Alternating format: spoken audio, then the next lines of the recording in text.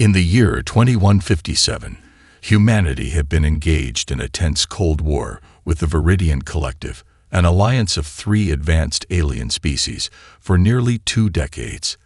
The latest skirmish at Europa Outpost had left 37 humans dead and a Viridian scout ship vaporized. With both sides escalating their military presence at key strategic points, analysts gave peace less than 6 months.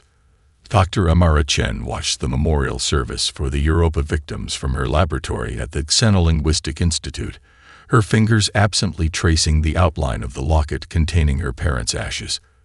20 years earlier, they had died in the First Contact massacre, when a miscommunication led to Viridian forces destroying the civilian science vessel. Now the cycle of violence seemed doomed to repeat until one or both civilizations lay in ruins. There has to be another way, she whispered to the holographic displays surrounding her, each showing Viridian communication patterns she'd spent years decoding in secret. When the emergency United Earth Council session was announced to discuss military auctions, Chen made her decision. She accessed Admiral Cato's credentials, a relic from their tumultuous 3-year relationship that had ended when he chose military advancement over their future together. The Admiral's high-level access codes still worked. He'd never changed them, perhaps sentimentally hoping she'd reach out again. The council chamber fell silent as Chen strode through the doors, security systems recognizing her as the Admiral until it was too late. On the central display, generals were midway through presenting plans for a preemptive strike against Viridian outposts. "Your strategies ensure mutual destruction," she announced to the stunned council. "I propose something they'll never anticipate. Send me, alone and unarmed." Admiral Cato's face flushed crimson. "Remove her immediately. This is a breach off." "Let her speak," interrupted Chairwoman Okafor, raising a hand. Dr. Chen's expertise on Viridian communication is unparalleled. Taking a deep breath, Chen activated her own data feed, displaying Viridian neurological scans obtained from her secret source. A Viridian scientist who had reached out through encrypted channels, equally desperate to prevent war. Their brains literally cannot process deliberate vulnerability as anything but a deception, Chen explained. Their evolutionary path as hive-derived organisms never required individual sacrifice. When faced with a genuinely vulnerable opponent, their neural pathways experience the equivalent of a logic error. "So you propose confusing them?" a general asked skeptically. "I propose short-circuiting their entire threat assessment framework," Chen replied. "Every diplomatic mission we've sent has been heavily armed, confirming their belief that we're dangerous predators. I'll go alone, unarmed, as a biological impossibility they cannot ignore." The chamber erupted in heated debate. Defense contractors present as consultants immediately objected. Military leaders called it suicide. Scientists were intrigued but cautious. Admiral Cato approached her during a recess, his voice low. "This is about your parents, isn't it? Amara, this won't bring them back." She met his gaze steadily. "This is about preventing more people from becoming memorials, Hiroshi. Sometimes the most powerful statement is refusing to carry a weapon when everyone expects you to." 3 days later, by a margin of just 2 votes, the council approved her mission. As Dr. Chen boarded the small, conspicuously unarmed vessel Olive Branch, assassination attempts had already been thwarted by Chairwoman Okafor's security team. Someone powerful wanted her mission to fail before it began. The ship launched under cover of darkness, with only a skeleton crew that would return once she reached the neutral zone.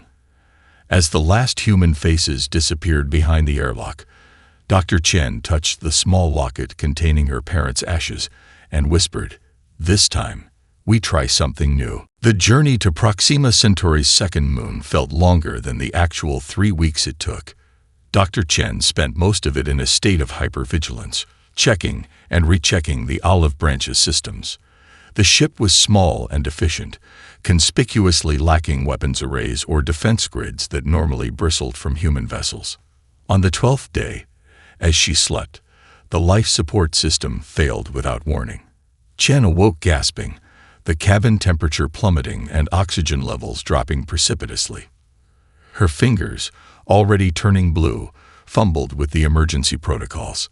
The backup system engaged just as dark spots bloomed in her vision. System failure analysis inconclusive, the ship's AI reported. Pattern suggests deliberate sabotage. Chen shivered, not entirely from malingering cold. Someone had tried to kill her in the most untraceable way possible. Either a Terra Prime operative who had accessed the ship before launch, or, more disturbing, one of the crew members who had brought her this far before returning to Earth. 2 days from the rendezvous point, she recorded what might be her final message. If I don't return, don't send warships. Send another unarmed ambassador. Then another. Show them consistency matters more than force. As she approached the designated coordinates, the vastness of space suddenly rippled. 6 Viridian warships materialized from stealth mode, their organic-mechanical hybrid designs still disorienting to human eyes.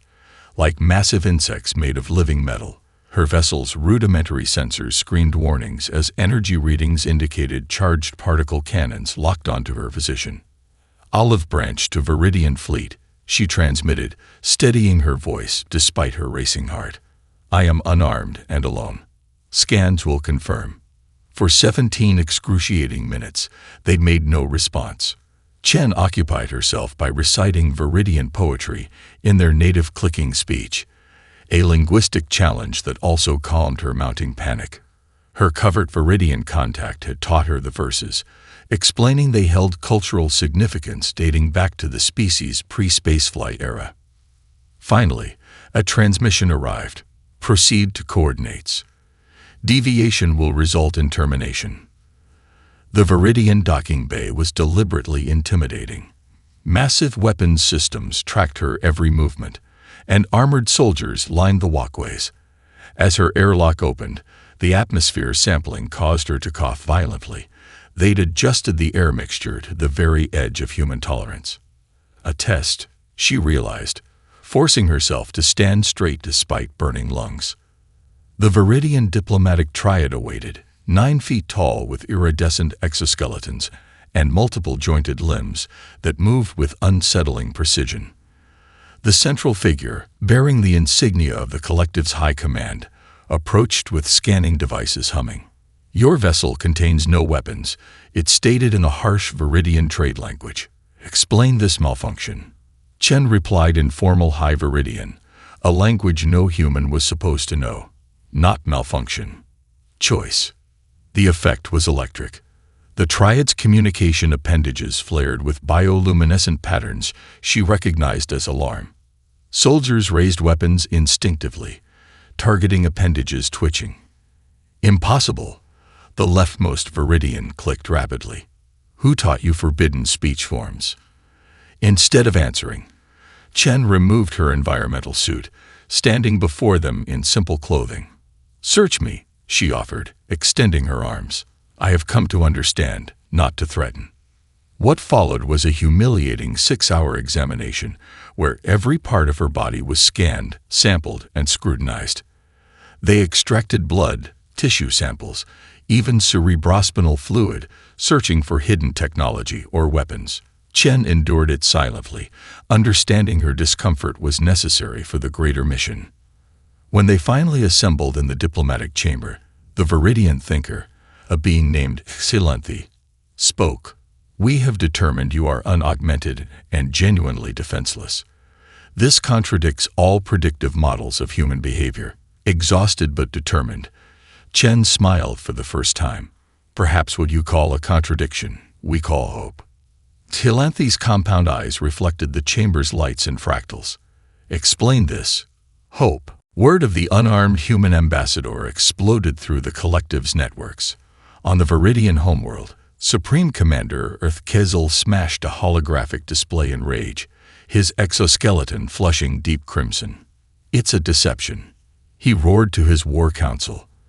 Deploy scout ships to all neighboring systems. Find the hidden human fleet. Meanwhile, on the diplomatic vessel, Chen faced a brutal challenge. The Viridians provided no food or water, monitoring her deterioration with clinical detachment. Security feeds transmitted her suffering throughout the collective as a case study in human behavior under duress. If survival drives you to violence, the speaker, Vorntal, explained dispassionately on the second day, we will have our answer about human nature. By the third day, severely dehydrated and beginning to hallucinate, Chen realized the test's purpose.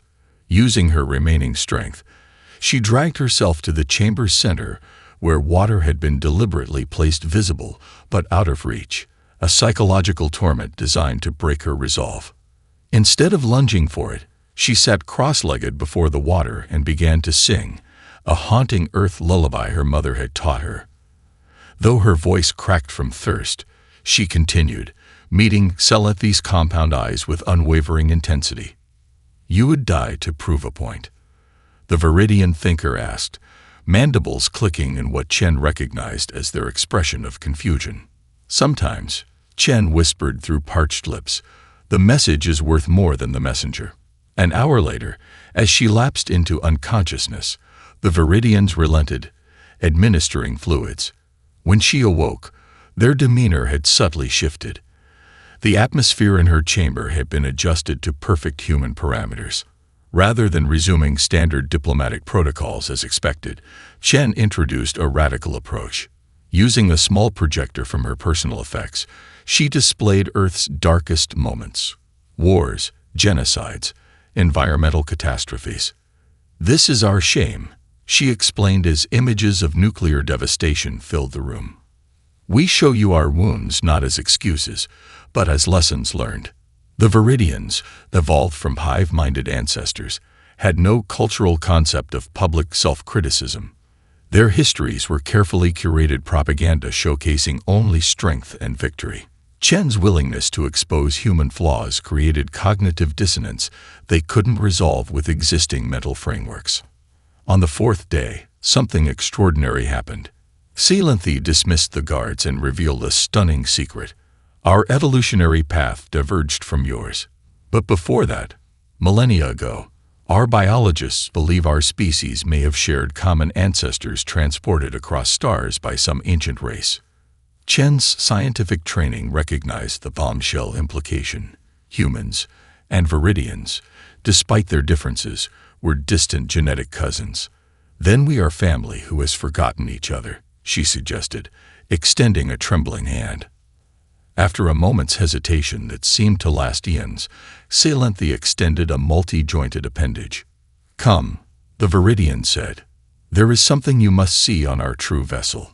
As Chen was escorted to the Viridian's actual command ship, the diplomatic vessel had been merely a testing ground. The collective's military and political networks erupted with controversy. Never had an outsider been granted such access. To hardliners like Supreme Commander Earth Kizel, it was blasphemy. To emerging progressives in the collective, it represented the first tentative step towards something revolutionary.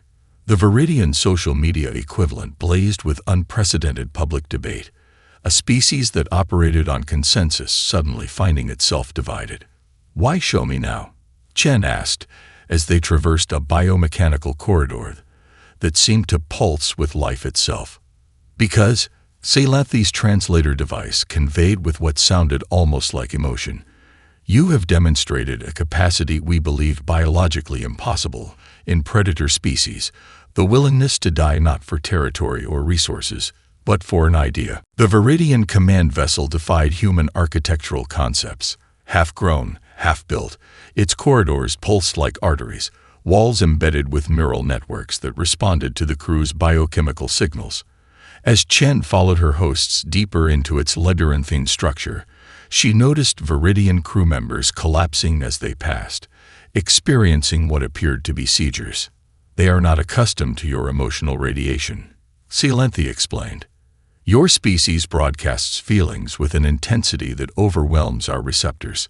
Chen tried to maintain emotional neutrality, a challenge given her wonder at the ship's interior. In a vast chamber at the vessel's core, holographic displays showed hundreds of worlds across the galaxy. One section, pulsing ominous red, contained familiar star patterns, human expansion territory. 3 days ago, Vorntal stated with clinical precision, our Supreme Council authorized the deployment of Extinction-class weapons to these coordinates. The displays shifted to show Earth and its colonies. The vote was unanimous. Chen's blood ran cold, but she maintained her composure. Why show me this? Because your actions have forced an unprecedented revote. A hidden panel slid open, revealing the specimen tank. Inside floated a creature with an unsettling resemblance to both humans and Viridians, like an evolutionary missing link between their species. The Cryax, Silanthe explained, voice modulating to express what Chen recognized as religious reverence. A species we encountered 73 cycles ago. They approached much as humans did: rapid technological advancement, diplomatic overtures, cultural exchanges. The tank's contents shifted to show planetary devastation. An entire world cracked open like an egg, its core exposed to space. They promised cooperation while developing resonance weapons that targeted specific genetic sequences. Ours. 3 billion Viridians died in 6 minutes when they deployed their final solution. My God, Chen whispered. You thought we were like them. Your DNA contains 37 key markers identical to the Cryax, Krithma. The door of the Triad spoke for the first time. Your expansion patterns, technological development curves, even your diplomatic language matched with 94% correlation.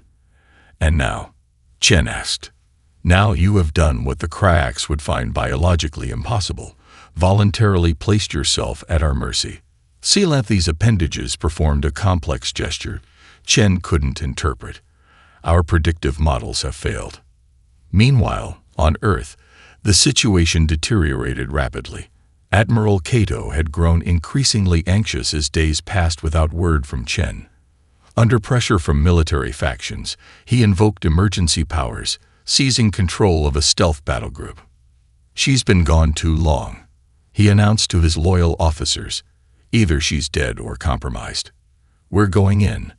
Council Chair Okafor, determined to maintain Chen's diplomatic approach, deployed the only forces she could trust to intercept Cato. A small contingent led by Colonel Miki, Chen's oldest friend and academic colleague, before he joined the military. 2 human forces now hurtled toward Proxima Centauri on collision courses with each other and potentially with Viridian defenses. Your Admiral Cato, Vorntal observed as alerts flashed across the ship's living walls, still loves you. Our emotion readers detected his biochemical patterns during your council meeting. His protective instincts override his rationality. Before Chen could process this, alarms blared throughout the vessel. Human vessels approaching with weapons hot. A voice announced. Defensive grid activating. Chen's heart sank as tactical displays showed both human fleets, Cato's battle group and Okafor's interceptors, now detected by Viridian sensors. Neither knew about the extinction weapons targeted at Earth. Please, she begged, let me contact them. This isn't what it seems. Silanthe studied her with unreadable compound eyes. If you are wrong, both our species may not survive the next solar cycle. Trust, Chen said firmly, like vulnerability, is a choice. You've shown me your greatest secret. Now let me protect both our peoples. After a moment that seemed to stretch into infinity, Silanthe gestured to a neural interface node. Then speak, human ambassador without weapons. The fate of worlds hangs on your words. Chen was thrust into a spherical communication chamber, her consciousness partially interfaced with Viridian systems.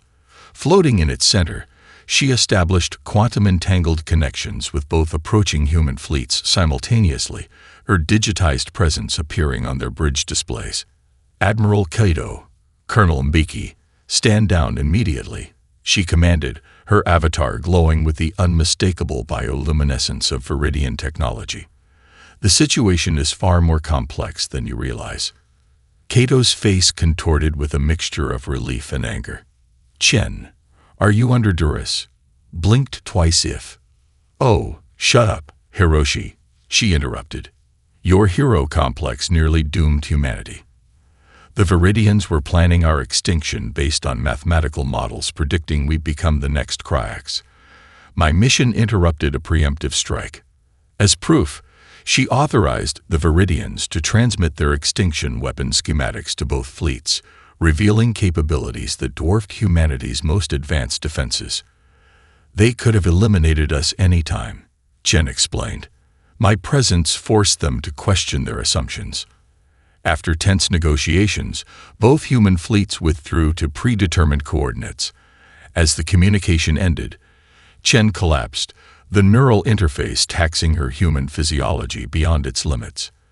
When she regained consciousness hours later, Krithma approached with mandibles clicking in what she now recognized as their version of nervous contemplation.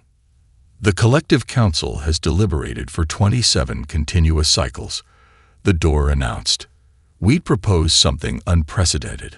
I will accompany you to Earth, unarmed and unprotected, as you came to us. The significance stunned Chen. In Viridian culture, the door caste embodied their species' future. To risk a door was to risk evolutionary potential itself. When Chen transmitted this news to Earth, the council chamber erupted into chaos. Defense contractors' stocks plummeted. Religious leaders declared miraculous intervention. Conspiracy theorists claimed Chen had been replaced with a Viridian proxy. But most shocking was the revelation Chen discovered when granted access to the Viridians' genetic archive. Examining their ancestral DNA records, she found unmistakable evidence confirming Celanthi's earlier hint. Humans and Viridians shared common ancestry, their species diverging when ancient spacefaring progenitors seeded both Earth and the Viridian homeworld billions of years ago. We are distant cousins who evolved differently, she explained to a stunned Earth Council. Their hive-oriented evolution emphasized collective survival. Our individualistic evolution emphasized adaptability through risk-taking. Admiral Cato, restrained but still influential, leaked classified information in response. The shadowy Terra Prime organization had engineered the Europa outpost attack that killed 37 humans, hoping to provoke war and secure military contracts worth trillions. Chen's mission had disrupted not just Viridian plans, but human war profiteers as well. I was wrong about your approach, Kaido admitted in a private channel to Chen. But there are powerful forces that will do anything to prevent peace. The revelation electrified both civilizations. Protesters gathered across human and Viridian worlds, some demanding deeper alliance, others crying betrayal of species purity. As Chen and Krithma prepared for their journey to Earth, security reports indicated assassination threats from extremists on both sides. In her quarters aboard the Viridian flagship, Chen examined her reflection in a polished surface. The medical procedures that had saved her life during the neural interface had left subtle changes. Her eyes now reflected light differently, tiny bioluminescent flecks visible in her irises. You are changing? Biologically, Celanthi observed from the doorway. As is Krithma. Your interaction has triggered adaptive responses in both physiologies. Is it dangerous? Chen asked, touching the faint luminescence beneath her skin. Not dangerous, the Viridian replied. Evolutionary. Perhaps this was always the potential when distant genetic cousins reconnect. Not conflict, but convergence. As their departure approached, Chen realized the most dangerous part of her mission still lay ahead, convincing her own species to embrace vulnerability as strength. The journey to Earth became a gauntlet of danger and revelation. Rather than Vorntal, Krithma, the highest-ranking door, insisted on making the journey, triggering political earthquakes throughout the collective. Their vessel, the refitted Olive Branch, now contained minimal life support for both species, but remained conspicuously unarmed. 3 days into their voyage, disaster struck. A miniature quantum bomb, somehow smuggled aboard before departure, detonated in the engine compartment. The ship began leaking atmosphere, its navigation systems fried. We have approximately 6 hours of breathable air, Chen calculated grimly as emergency lighting bathed the cabin in crimson, and were drifting into an asteroid field. Krith Ma's exoskeleton changed color, displaying patterns Chen now recognized as indicating intense distress. My biology requires specific atmospheric composition. I will survive perhaps 3 hours. With communications destroyed and no distress beacon, Chen made a desperate decision. Using principles of Viridian bioengineering she gleaned during her stay, she proposed an unprecedented solution, a temporary biological merger. Your species can enter suspended animation through chemical secretion, she explained, unspooling medical tubing from the emergency kit.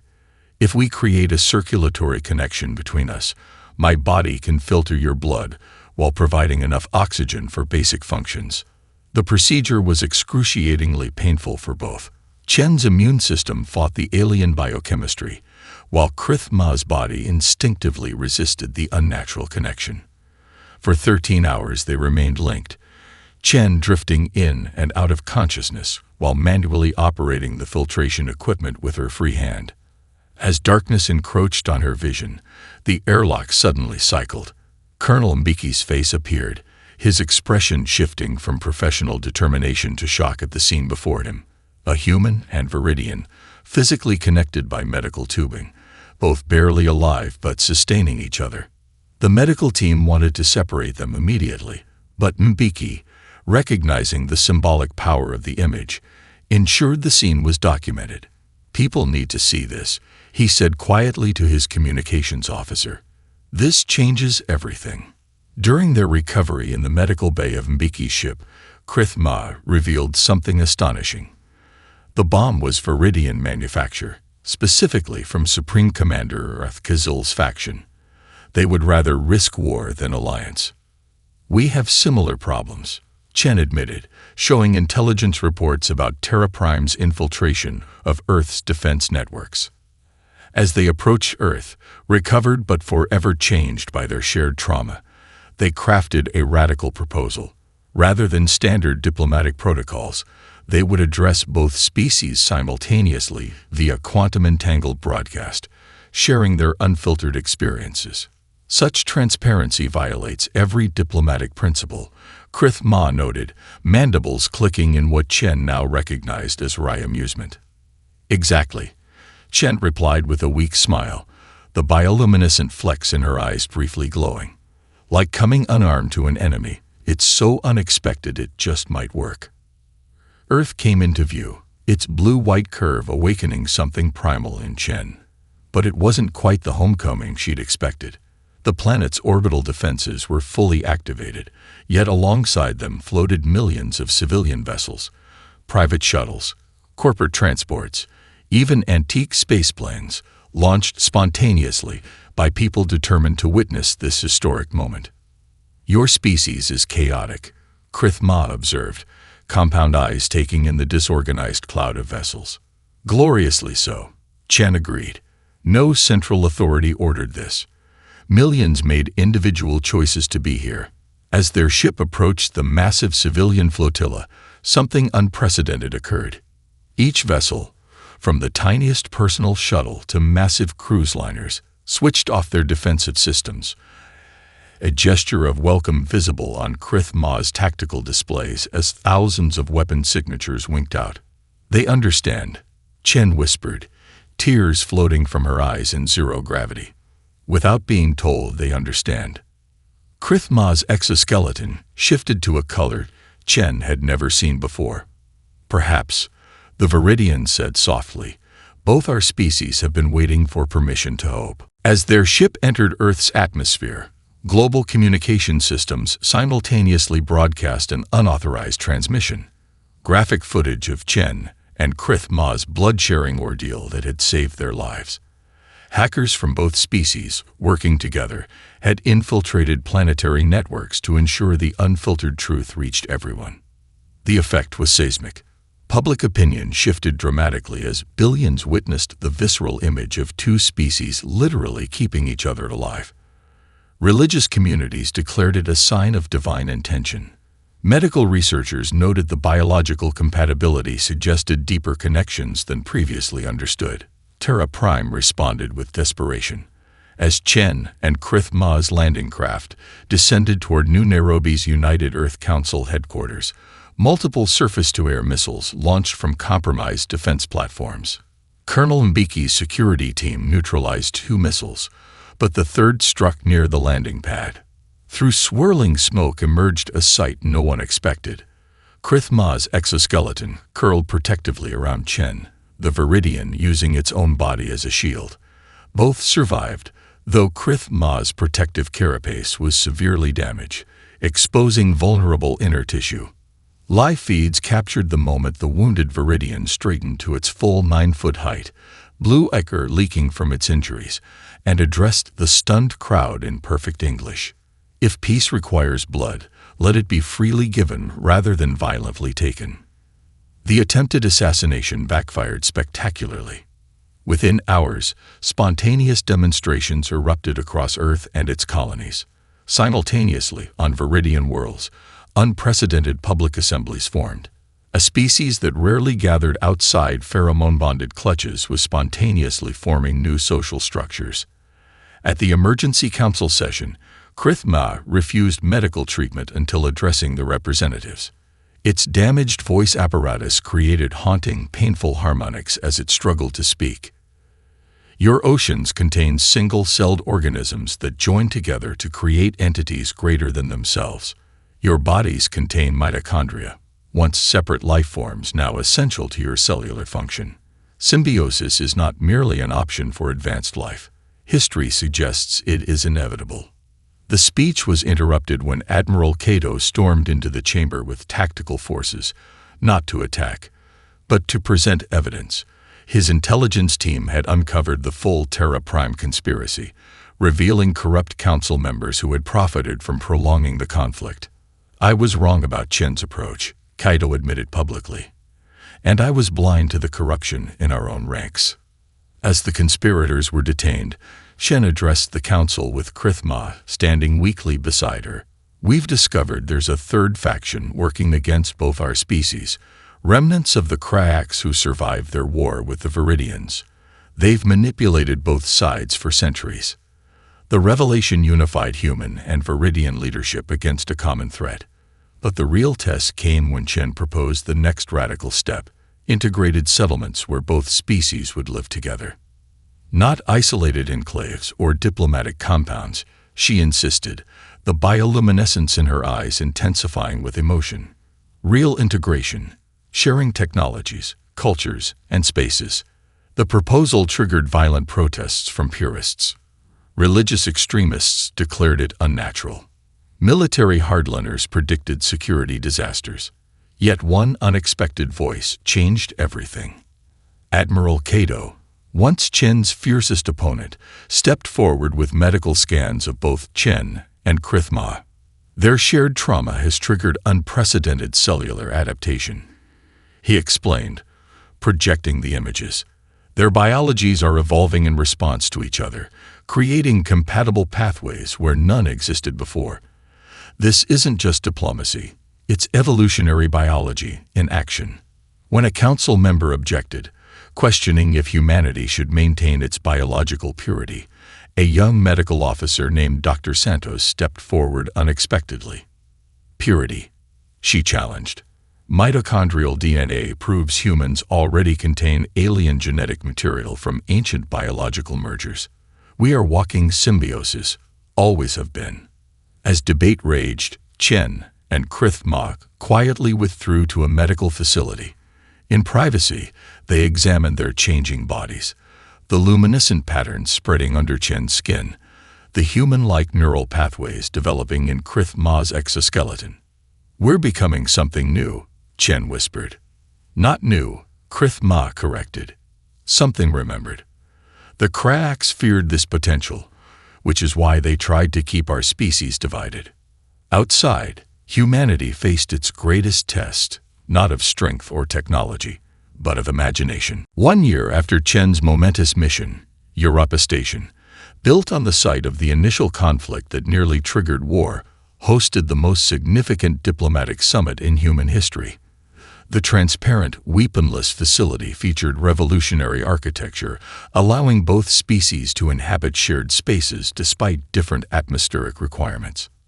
At the center of negotiations stood Chen and Krithma, forever changed by their experiences.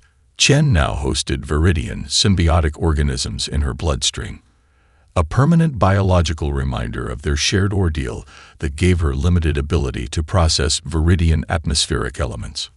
Krithma's damaged exoskeleton had been partially rebuilt with biocompatible human medical polymers, creating the first hybrid being of its kind. Their physiological changes had sparked a new field of xenobiological medicine. More importantly, they embodied the principle at the heart of the emerging treaty: biological integration rather than mere cooperation. Supreme Commander Earth Kizel and his hardliner faction attempted one final desperate move, detonating a quantum disruptor in Europa's orbit that briefly cut all communications. In that moment of darkness, everyone feared the worst. When systems restored, they revealed viridian peacekeepers had contained their own commander, an unprecedented breach of their hierarchical society. "We choose new paths," announced Xelanthi, now elevated to supreme thinker, even when they contradict millennia of instinct. Admiral Cato, standing beside his former rival, nodded in understanding. "As do we." The resulting agreement, the Symbiosis Accords, went far beyond conventional diplomacy. Its revolutionary provisions included biological exchange programs, allowing volunteer citizens from both species to host beneficial microorganisms from the other, creating the foundation for shared environments. Most controversially, the treaty created the Ambassador Corps, a new class of diplomats who, following Chen and Krithma's model, underwent partial biological integration to serve as living bridges between species. 10 years later, Chen, now Director of Interspecies Relations, stood on Europa Station's observation deck with Krithma. Below them, human children played with young viridians in a specially designed park where atmospheric boundaries blurred, allowing limited interaction without protective gear. "When I volunteered for that first mission," Chen reflected, "Admiral Cato told me I was committing suicide by idealism." "An interesting phrase," replied Krithma, its voice now permanently altered by human vocal implants. Perhaps he was right. The old versions of ourselves did die. What emerged was something neither species anticipated. They watched as the first ship of the new joint exploration fleet prepared to depart.